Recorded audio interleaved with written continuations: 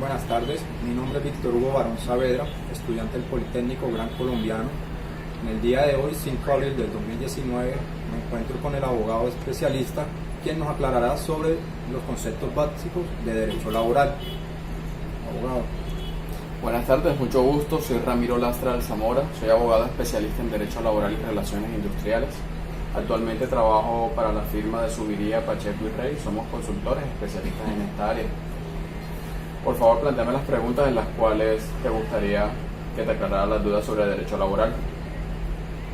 Bueno, para empezar, ¿qué es derecho laboral?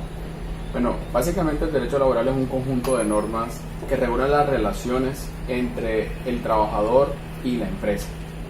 ¿Listo? Básicamente, dentro de esa relación que existe entre esas dos partes, empresa y trabajador, debe existir una armonía, y esa armonía, esos derechos y esas obligaciones que deben surgir tanto para ambas partes se encuentran reguladas por ese derecho laboral. Eso es derecho laboral. Ok. ¿Quién regula el derecho laboral? Bueno, el derecho laboral en Colombia se encuentra regulado básicamente por el Código Sustantivo del Trabajo. La pregunta básicamente sobre el quién o qué es muy interesante, porque quien se encarga de regular, de expedir las leyes en Colombia es el Congreso de la República. Esa facultad se la otorgamos todos los colombianos cuando elegimos a los congresistas de manera democrática. En virtud de esas elecciones, colocamos en sus manos la capacidad de poder crear los convenios normativos que regulan las relaciones entre el Estado y los particulares entre los particulares. Y básicamente en esta expedición de normas está el derecho laboral. Entonces, el derecho laboral se encuentra regulado en la Constitución Política de Colombia, se encuentra regulado por los tratados internacionales, se encuentra regulado por el Código Sustantivo del Trabajo. También se encuentra regulado por los manuales internos que tienen las empresas, por los manuales de funciones que tienen las entidades públicas. Se encuentra regulado por el mismo contrato de trabajo, donde también se establecen situaciones y estamentos específicos que van a regular esa relación entre empresa y trabajador. Dentro del concepto de derecho laboral hay algo que le llaman contrato de trabajo. ¿Eso qué es? Bueno, el contrato de trabajo es, como su nombre lo indica, es un contrato, es una figura a través de la cual se dejan plasmadas las condiciones básicas o los elementos básicos de esa relación de trabajo que va a regir a las partes. ¿Listo? Como tal, puede ser verbal o escrito. En este documento se van a plasmar, de acuerdo a la clase de contrato que se va a celebrar, las condiciones específicas bajo las cuales se va a regir esa relación. ¿De qué tipos de contratos laborales existen? Bueno, en Colombia existe básicamente, el contrato de trabajo puede ser primero de dos formas. Lo puedes encontrar verbal o escrito, pero de acuerdo a la modalidad contractual que tú emplees, asimismo debes saber si es verbal o es escrito. No todos los contratos de trabajo, para que se consideren de su forma específica, tienen que ser verbales.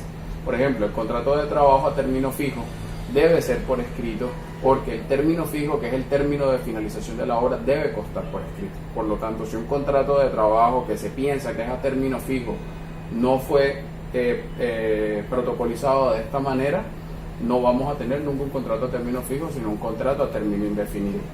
¿Listo? Entonces, las clases de contrato son a término fijo, a término indefinido, por duración de una obra o labor contratada.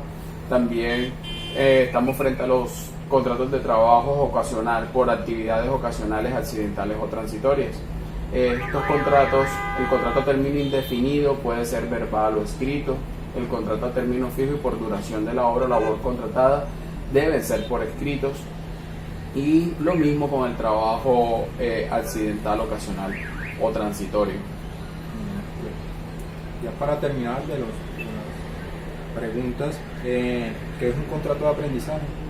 El contrato de aprendizaje es una modalidad de contrato dentro de la legislación laboral, pero que en sí misma no encierra una subordinación propiamente dicha como sí la trae el contrato de trabajo. El contrato de aprendizaje se emplea con la finalidad de que una empresa le brinde durante la etapa lectiva a un estudiante la capacidad de que éste aplique los conocimientos que está aprendiendo a el beneficio concreto de la empresa, pero sobre esos conocimientos. Entonces, en principio, la subordinación en este caso va encaminada únicamente a las funciones que tiene el aprendiz. El contrato de aprendizaje tiene unas particularidades bastante puntuales. Quiero ser bastante concreto en eso, no se las voy a anunciar porque tiene sus características propiamente dichas. En la fase lectiva, que es la etapa de enseñanza, el empleador debe brindar lo que es una ayuda o un apoyo a ese aprendiz, y ese apoyo es del 50% del salario mínimo mensual. ¿Listo? Se debe tener claridad que durante la vigencia de este contrato el aprendiz debe ser afiliado al sistema de salud. ¿Listo? Eso es una regla necesaria durante el contrato de aprendizaje. Este contrato, como lo dije inicialmente, en la fase lectiva, bueno, tiene dos fases, una fase lectiva y una fase práctica. Durante la fase práctica, el empleador debe dar un apoyo mensual del 75% de lo equivalente al salario mínimo.